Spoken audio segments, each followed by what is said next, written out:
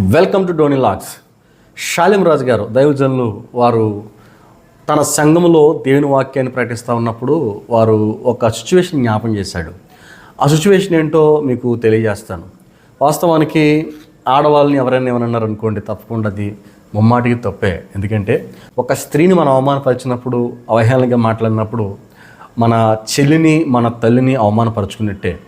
ప్రపంచంలో స్త్రీ జాతి లేకపోతే పురుషునికి గౌరవం లేదు. స్త్రీ జాతి లేకపోతే పురుషుడు అనేటువంటి వాడు ఈ ప్రపంచంలో అడుగు పెట్టేదానికి అవకాశమే లేదు. ప్రపంచంలో చాలా రిలీజియన్స్ ఉన్నప్పటికీ కూడా పాపం మాత్రం పెళ్లిబిక్కిపోతూ ఉంది. చాలామంది విచ్చలవిడితనం అనేది బయటపడతా ఉంది. ఇప్పుడు అట్లాంటి వారిని చూసి తప్పకుండా మనము ఏదో ఒక మాట మనం అనవలసి వస్తూ ఉంటుంది. అయితే షాలిం రాజు గారు చెప్పినటువంటి విషయాలు అయితే అర్థం చేసుకున్నప్పుడు అతను స్త్రీ జాతిని యావత్తు మాట్లాడుతున్నటువంటి మాటలుగా మనకు అర్థం కావు. అతని ఇంటెన్షన్లోకి వెళ్ళి మనం ఒకసారి ఆలోచన చేస్తే ఏమాత్రం తప్పు కనబడదు. అయితే బయట ప్రపంచానికి ఏమర్థం అవుతుందంటే తను మాడుతున్నటువంటి మాటలను బట్టి ఇతను స్త్రీలను అవమానపరచడని చెప్పేసి అర్థమవుతూ ఉంటుంది. ఎందుకంటే స్వయంగా మనము ఒకవేళ ఒక్కసారి వినేస్తే అదే టైప్లో మనకు అర్థమవుతూ ఉంటుంది. ఆయన బజారోళ్ళు అనేటువంటి మాట ఏదైతే ఉందో ఆ యొక్క విషయాన్ని ఒక పాస్టర్ గారు అన్నట్టుగా షాలిం రాజు గారు జ్ఞాపకం చేస్తారు. ఇంటెన్షన్ ఏంటో ఒక్కసారి నిజంగా దేవుని యొక్క మాటలు ఎరిగినటువంటి వారికి అర్థమవుతూ ఉంటుంది. దేవుని మాటలు ఎరగినటువంటి వారికి అర్థం కాదు. ఎందుకంటే ఇప్పుడు అర్థం కానటువంటి వారు మాత్రమే ఈ యొక్క విషయాన్ని భూతద్దంలో చూసి రాష్ట్ర వ్యాప్తంగా కేసులు పెట్టండి షాలిం రాజు గారి మీద అని చెప్పేసి లలిత్ కుమార్ లాంటి వాళ్ళు తక్కిన చాలామంది మహిళా సంఘాల్లో చాలామంది హైందవ మహిళలు కావచ్చు కొందరిని పోగేసుకొని షాలిం రాజు గారిని బ్లేమ్ చేసి అతని ద్వారా క్షమాపణ చెప్పించేటువంటి ప్రయత్నం మాత్రం తెగ పూనుకుంటూ ఉన్నారు.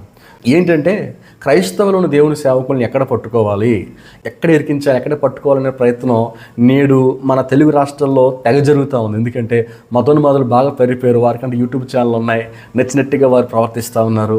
క్రిస్టియన్టీ ఉనికి లేకుండా చేయాలని చెప్పి చాలా ప్రయత్నాలు వారు పూనుకుంటూ ఉన్నారు. సో ఈ యొక్క డోనీ లాగ్స్ ఛానల్ ద్వారా కొన్ని విషయాలు మీతో పంచుకుంటాను. ఇప్పుడు షాలిం రాజు గారు నిజంగా స్త్రీలను అవమానపరిచాడా, నిజంగా అతను స్త్రీలను అవహేళన చేశాడా అనేటువంటి దాన్ని మనం పరిశీలించేద్దాం. వాస్తవానికి ఒకసారి ఈ వీడియో చూసేయండి. మల్లెపూలు అమ్ముకునేవాడు చర్చి ముందు పెట్టాడంట బండి. పాస్ గారు లోపల పోతే చెప్పాడు ఒక్కడు కూడా కొనడు పోరా అని. ఇంకో చోట పెట్టుకో, మార్కెట్లో పెట్టుకో, అక్కడ కొంటారులే కానీ ఇక్కడ కొందరు పో అంటే ఎందుకు కొనరు, నిజమైన ఆడవాళ్ళు వస్తుంటే కొంటారులే అని పెట్టాడు. కోట మొదలైన దగ్గర నుంచి కోట వైపు అందరూ ఇళ్ళకి పోయినాక ఆడే కూర్చున్నాడు. ఒక్కళ్ళు కొనలా. అందరు పోయినాక పాస్ గారు కూడా పోతా చూశాడు. బండికి వెళ్ళి ఒక్క మూర పూలు కొనలా. ఎవరు ఏమైందిరా అన్నాడు. ఏందండి ఇంతమంది ఆడవాళ్ళు వచ్చారు, ఒక్కళ్ళు మూర పూలు కొనలేదు. కొనరా, కొనరు. పిచ్చి పిచ్చి వేషాలన్నీ వేసి రోడ్ల మీద బజార్ల మీద తిరగటానికి వారు బజారు సంబంధులు కాదు, వారు పరిశుద్ధాత్మ సంబంధులు. వారు పరిశుద్ధాత్మ సంబంధులు. పరిశుద్ధాత్మను కలిగి ఉన్నవారు, సత్ప్రవర్తన కలిగి ఉన్నవారు, సత్క్రియలు చేయడానికి పిలువబడిన వారు, ఏర్పరచబడిన వారు, ఆయన రక్తము చేత కడగబడిన వారు. వారు అడ్డదిడ్డంగా తిరిగేవాళ్ళు కాదు, అడ్డదిడ్డంగా ప్రవర్తించేవాళ్ళు కాదు, అడ్డదిడ్డంగా బతికేవాళ్ళు కాదు. క్రీస్తు రక్తము చేత నీతిమంతులుగా తీర్చబడి నీతిగా బ్రతకటానికి తమను తాము ప్రతిష్ఠించుకున్నవారు. చూశారు కదా. ఈ వీడియోలో షాలిం రాజు గారు ఏమన్నారంటే ఆ పాస్టర్ గారు మాట్లాడుతున్నటువంటి మాటలు వారు కొనర్రా, వారు కొనరు అని చెప్పి అతను మాట్లాడుతూ, ఎందుకంటే ఇక్కడ బజారోళ్ళు కాదు అని చెప్పేసి వారు మాట్లాడుతూ ఉంటారు. ఎందుకంటే స్త్రీ అనబడిన వ్యక్తి క్రైస్తవ సంఘంలో అధికమైన అలంకరణ కోరుకోదు అనేటువంటి దాన్ని ఫాలో అవుతూ ఉంటారు. వాస్తవానికి షాలిం రాజు గారు ఏ పాస్టర్ గారి కోసం అయితే చెప్పారో ఆ పాస్టర్ గారి సంఘం పెంతుకోస్తు సంఘమై ఉంటుంది. చాలా డినామినేషన్లు ఉన్నాయి. ప్రతి డినామినేషన్లో కూడా చాలామంది కట్టు బొట్టు, తర్వాత తాలి బొట్టు, చెవులీలు అలాంటివి పెట్టుకొని వస్తూ ఉంటారు. అలాంటి వారు అబ్జెక్షన్స్ ఏం బైబిల్ అని చెప్పట్లేదు. అయితే పెంతుకోస్తు సంఘాలకు ఉన్నాయి, పెంతుకోస్తు డినామినేషన్ అంటాం. ఈ పెంతుకోస్తు డినామినేషన్ వాళ్ళు ఏం చేస్తారంటే బైబిల్లో రాయబడినటువంటి పద్ధతుల్లో కాస్త డీప్కి వెళ్తూ ఉంటారు. వాళ్ళు డీప్గా వెళ్ళి వాళ్ళు ఏం చేస్తారంటే కట్టుబొట్టు మీద ఇంట్రెస్ట్ పెట్టరు. వాళ్ళు కోస్ట్ చర్చెస్లో వారు ఏం చేస్తారంటే వారు తెల్లని వస్త్రాలు ధరించుకుని వారు వెళ్తూ ఉంటారు. సో షాలిం రాజు గారి ఇంటెన్షన్ ఏంటంటే ఒక సంఘం ఉంది, ఆ సంఘంలో ఉండేటువంటి వారందరూ కొనరు. ఎందుకు కొనరంటే ఆ సంఘంలో ఉండేటువంటి వారందరికీ అలంకరణ ఇష్టం ఉండదు, వారు అలంకరణ ధరించరండి. మీకు ఒక విషయాన్ని మీకు తెలియజేస్తాను. ఎందుకు ధరించాలని ఆలోచిస్తే ఈ పెంతెకొస్తు వారు పేతురు రాసిన మొట్టమొదటి పత్రిక 3వ అధ్యాయం 1వ వచనంలో ఈ యొక్క వాక్య భాగం రాయబడుతుంది. అటువంటి స్త్రీలారా, మీరు మీ సపురుషులకు లోబడినుడి.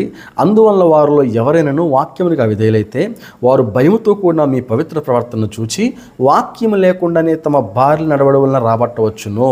జడలల్లుకొనుటయు, బంగారు నగలు పెట్టుకొనుటయు, వస్త్రములు ధరించుకొనుటయును, వెలుపటి అలంకారం మీకు అలంకారముగా ఉండక సాధువైనట్టు మృదువైనట్టు గుణమున అక్షయాలంకారము గల మీ హృదయ అంతరంగ స్వభావం మీకు అలంకారంగా ఉండవలెను.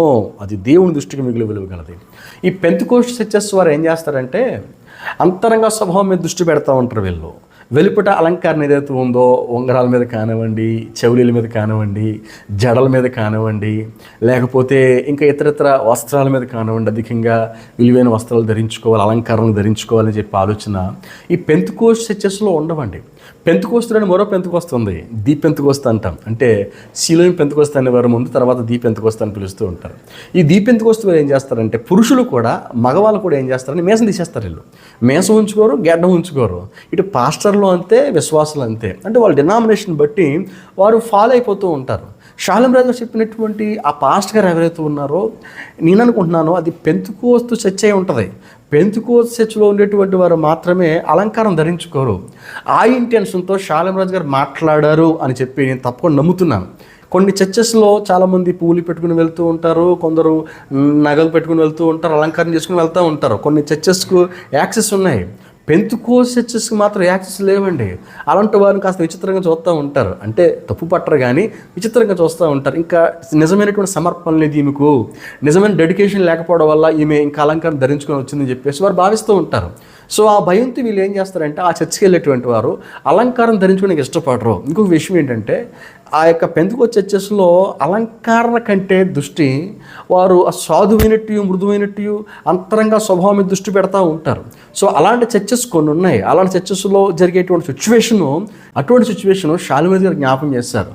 సో షాలేం రాజు గారి చర్చికి రకరకాల మనుషులు వెళ్తారు, అన్ని రకాల మనుషులు వెళ్తారు. ఒకసారి నేను వెళ్ళాను చర్చికి, అక్కడ చాలామంది నగలు ధరించుకొని వచ్చారు, అలంకారం చేసుకొని వచ్చారు, కొందరు కట్టుబొట్టు లేకుండా వచ్చారు, కొందరికి అలంకారం లేకుండా వచ్చారు. అన్ని రకాల ప్రజలు అక్కడ చర్చిలో ఉంటారు. ఒక చర్చిలో జరిగినటువంటి సిచ్యువేషను షాలేం రాజు గారు జ్ఞాపం చేశారు. సో దాన్ని జ్ఞాపం చేసి వారు ఏమన్నారంటే ఆ పాస్టర్ చెప్పినటువంటి మాటలు ఏవైతే ఉన్నాయో ఆ మాటలు జ్ఞాపం చేశారు. అది వాళ్ళు పరిశుద్ధాత్మక నిలమై ఉన్నారు, వారు బజారోళ్ళు కాదు అని వారు జ్ఞాపం చేశారు. అంటే అర్థం చేసుకోవాలి, అంటే ఆ పాస్టర్ గారి ఇంటెన్షన్ షాలేం రాజు గారు జ్ఞాపం చేశారు. అది అసలు విషయం.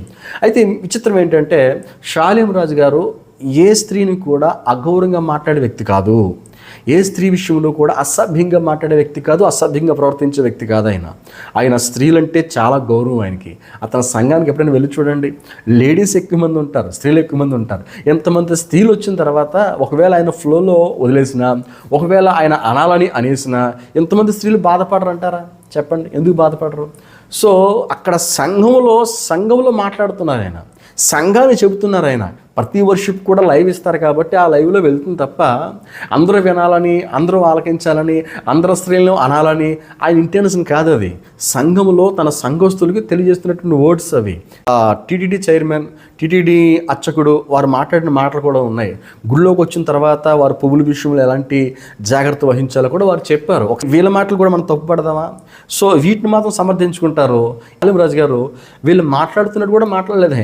ఆయన పవిత్రంగా దేవుని వాక్యాన్ని ఉన్నదున్నట్టు చెప్పాలి కనుక దేవుని వాక్యాన్ని చెప్పేటప్పుడు కొన్ని ఎగ్జాంపుల్స్, కొన్ని ఉపమానాలు చెబుతూ ఉంటాడు ఆయన. కొన్ని సిచ్యువేషన్స్ జరిగినటువంటి వాటిని ఆయన జ్ఞాపం చేస్తూ ఉంటాడు. స్త్రీ జాతిని అవమానపరచాలని, అవహేళన చేయాలని, స్త్రీల పట్ల ఆయన చిన్న చూపు ఉందని, వివక్షత చూపిస్తున్నాడని, సిప్పులు పెట్టుకున్న ప్రతి స్త్రీని అవమానకరంగా మాట్లాడాడని చెప్పేసి గుడ్డు మీద ఏకల మీద చూసారా ఆ టైప్లో చేస్తూ ఉన్నారు. ఈరోజు లలిత్ కుమార్ ఇంకానూ పాపులర్ అయిపోవడం కోసం ఐదత్వాన్ని మొత్తం తనే ఉద్ధరించినట్లుగా మాట్లాడుతూ ఉన్నాడు. రచ్చగొట్టే ప్రయత్నం దయచేసి అల్లాకొలను సృష్టించాలని, క్రిస్టియానిటీకి హిందుత్వానికి గొడవలు పెట్టేటువంటి విధానం ప్రజలకు కనపడతా ఉంది. దయచేసి తండ్రి సన్నిధి మినిస్టర్ షాలేం రాజు గారికి అనుచరులు ఏమంటారంటే, మీరు మా యేసుని, మా మరియను, మా క్రైస్తవులను, పాశ్రమలను మీరు ఎంతగా ఇబ్బందిగా మాట్లాడారో, ఎంత ఇచ్చకంగా మీరు మాట్లాడారు, ఎన్ని బూతులు మాట్లాడారో ప్రతిదీ కూడా రికార్డెడ్గా ఉంది, డౌన్లోడ్ చేసి పెట్టుకున్నాం, మేము వాటిని బయట తీస్తాం, మేము కేసులు పెడతామని చెప్పేసి వారంటా ఉన్నారు. దయచేసి దీనివల్ల అల్లాకల్లోలం తప్ప ఏం జరగదండి. సో ఒకరినొకరు అర్థం చేసుకొని సమన్వయం పాటించి ఆ సేవకుడు చెప్పేటటువంటి మాటలు ఏమవుతూ ఉన్నాయో ఒకసారి అర్థం చేసుకుంటే బాగుంటుందని చెప్పేసి నేను తెలియజేస్తూ ఉన్నాను. అది ఏ ఇంటెన్షన్తో మాట్లాడాడో ఒక్కసారి అర్థం చేసుకుంటే బాగుంటుందని మీకు తెలియజేస్తా ఉన్నాను. దయచేసి చాలా జాగ్రత్త. ఇలాంటి పరిస్థితుల్లో మత కొల్లాలను సృష్టించేటువంటి ప్రయత్నం పూనుకుంటే అది ఏమాత్రం సమాజానికి మంచిది కాదు. ఇప్పుడు యుద్ధాలు చూస్తామన్నాం. సో వారు దేశాలు యుద్ధం అవుతున్నా ఈ రోజున తెలుగు రాష్ట్రాల్లో మతాలకు చిచ్చుపెట్టే అవకాశం ఏర్పడుతూ ఉంటుంది. వాళ్ళు సేయంటే మీరు సేయంటే అక్కడ రచ్చగొట్టేటువంటి ప్రయత్నం జరిగితే అక్కడ ఏమాత్రం కూడా సస్యశ్యామలంగా రిలేషన్షిప్ అనేది సరైన రీతిలో వెళ్ళదు. ఏమాత్రం కూడా మనము కలిసికొట్టుగా పనిచేయలేము, ఇబ్బందిగా మారుద్ది పరిస్థితి. సో ఒకరినొకరు అర్థం చేసుకుందాం. వాస్తవానికి తన ఇంటెన్షన్ అర్థం చేసుకుంటే అసలు గొడవ లేదని సంగతిని మీకు తెలియజేస్తూ ఉన్నాను. దయచేసి రచ్చగొట్టద్దు, మత కల్లోహాలు సృష్టించొద్దు. అది మంచి పద్ధతి కానే కాదు.